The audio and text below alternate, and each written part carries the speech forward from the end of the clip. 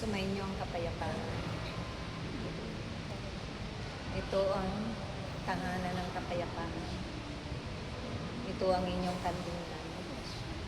Isa lamang ito sa ibinigay ng Diyos sa bawat nilikha niya sa sanlibutan. Kung kaya dito kayo nananalangin, humihingi ng awat habag sa Diyos, nagsisisi at humihigpit sa harapan ng Diyos. Dahil ang mga bagay na inyong pagkakamali, pagkukulang, mga pagkakasala sa kapwa higit sa Diyos, ito'y kanyang papalitan ng mabiyayang mga pagpapala upang kayo rin sa sandaling nakikipangusap sa Kanya, babaguhin ang inyong mga puso, ang inyong mga isipan, at pupunin niya ito ng tunay na pag-ibig, dalisay, at kaliwanagan. Dahil kailanman kung hindi kayo lalapit sa Diyos, bawat isa sa inyo ay magiging walang kabuluhan ang buhay sa mundo. Sundin at tukdin ninyo ang kanyang mga mahalagang ipinag-uutos. Dahil iyan ang magbubukas ng pintuan upang makamtan ninyo ang biyaya at grasya. Ito ang magbibigay liwanag sa bawat isipan ninyo, sa bawat buhay ninyo, at matatanglawan nyo rin ang liwanag na yan na dala-dala ninyo ang inyong mga kapwa-tao na nasa kadiliman. Dahil kayo ang magiging daan o instrumento nila ng kapayapaan. Kaya't aking mga anak, huwag kayong mapapahala, huwag kayong mag-aalala sa mga bagay-bagay na inyong nararanasan sa inyong mga buhay bilang tao. Yan ay mga pagsubok lamang, pansamantala lamang na daraan niya. Subalit ang ipinaghahanda ng Diyos sa inyo ay ang buhay na walang hanggan, na ito'y nararapat marating ng bawat kanyang nilikha, upang doon kayo patuloy na magpupuri, doon kayo patuloy na aawit sa Kanya at sasamba na may pagkakaisa. Tulad ng kanyang mga apostoles, ang kanyang mga banal at mga anghel, na walang katapusan ang pag-aawit, na wala na kayong aalalahanin pa, maging ang mga nakanin ninyo, ang pang-araw-araw na pangangailangan. Yan ang buhay na narapat hangarin ninyo, na marating at makamtan aking mga anak, na makapiling ng Diyos kayo doon sa kanyang kaharian. At yan ang buhay na walang hanggan. Buhay na wala na kayong hahanapin dahil yan ang paraiso. Paraiso ng Diyos na naroon ang inyong mga kapatid na nauna na sa inyo.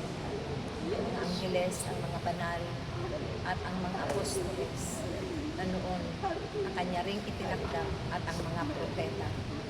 Kayo ay mga propeta ng Diyos na itinakda sa panahon ito. Kaya napakapalad ninyo aking mga anak na nakamtan ninyo ang buhay, at kayo man ay tunay na nagsusumikap makatahak sa kabanalan. Dahil dinala kayo ng Diyos sa tamang landas na inyong daraanan. Ito'y patungo sa dulo sa buhay na walang hanggan. Naway magalak ang bawat isa sa pagkakataon ito, at ibahagi nyo rin sa inyong mga kapatid kung ano ang naranasan ninyo sa araw na ito, na biyaya at himala ng Diyos.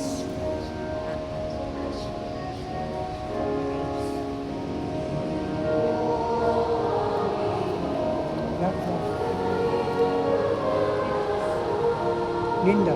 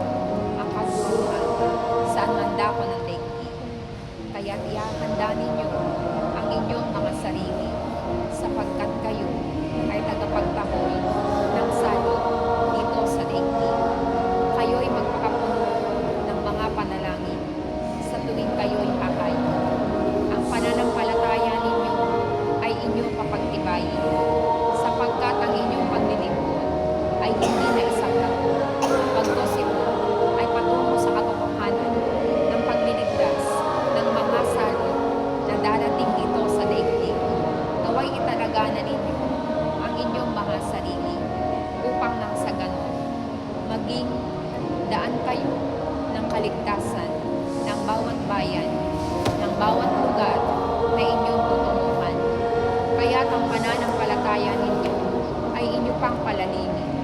Patuloy nyo pang kilalanin ang mga himala kong magagawa sa pamamagitan ng bawat isa na susunod sa aking kalooban ng mayroong kababaan ng loob, sapagkat dito dadaloy ang kaligtasan ng bawat bayan na inyong matutungtungan.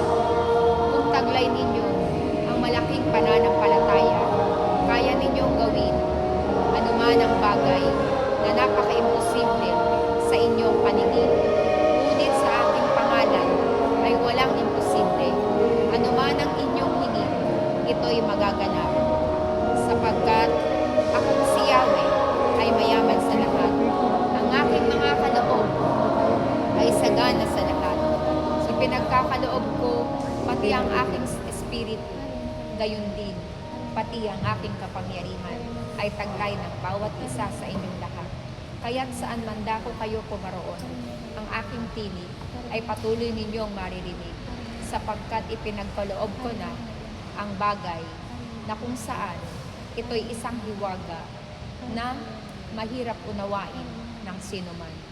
Ngunit ang sinumang may pananampalataya at nakakikilala sa aking mga gawa, kayo ay maniniwala at magtitiwala na ako ang si Yahweh, ang siya ninyong tagapagligtas, ang siya ninyong tagapagpahilom ng bawat lugar na darat na magkakaroon ng pagliba.